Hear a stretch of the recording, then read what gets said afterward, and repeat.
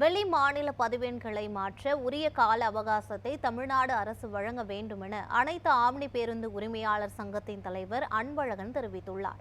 இது தொடர்பாக சென்னை கோயம்பேட்டில் சங்கத்தினருடனான ஆலோசனைக்கு பின் அவர் பேசியவற்றை சூப்பர் பைட்ஸ் பகுதியில் பார்க்கலாம். தொடர்ந்து 3 நாட்களாக சந்தித்து கேட்டான். கூடுதல் கால அவகாசம் வழங்க தமிழ் அரசு மறுத்துட்டாங்க. இருந்த போதிலும் நாங்கள் இந்த பேருந்துகளுக்கெல்லாம் இப்போ இயக்குவதற்கான தேவையான நடவடிக்கை எடுத்தாலும் அதுக்கு தான் இன்றைக்கி எங்கள் உரிமையாளரோட ஒரு கலந்தாலோசனை கூட்டம் போட்டோம். அதில் எங்கள் உரிமையாளருடைய கோரிக்கை என்னவாக இருக்குன்னா, இதை உடனடியாக ஸ்பீடாக ரிஜிஸ்ட்ரேஷன் பண்ணி கொடுக்கணும். இன்னொன்று இந்த பர்மிட்லாம் சிலது லேப்ஸ் ஆகிருக்கு.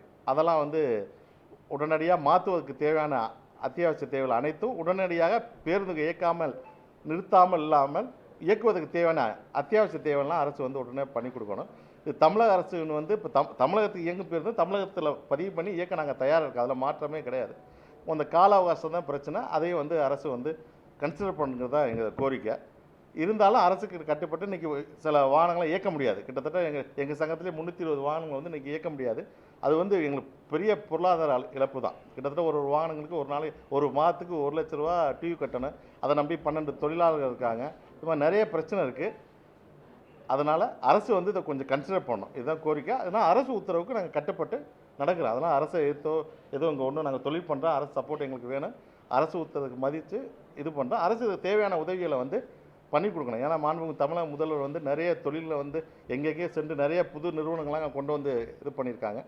இதுவும் ஒரு பெரிய சுற்றுலாத்துறைக்கு நம்ம எப்போதும் இந்தியாவில் தமிழகம் முதன்மையான மாநிலமாக இருக்குது. அதுக்கு நாங்கள் ரொம்ப ஒத்துழைப்பாக இருக்கோம்.